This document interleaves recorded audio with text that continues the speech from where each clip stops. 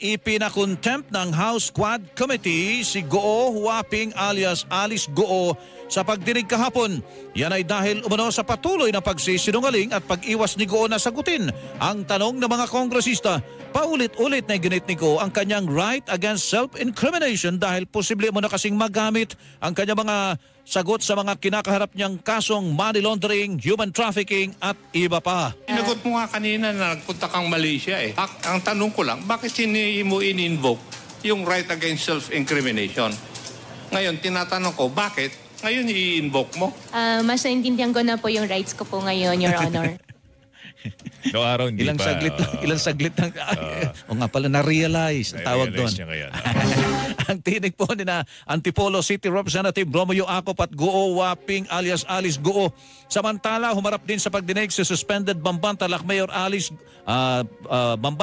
Vice Mayor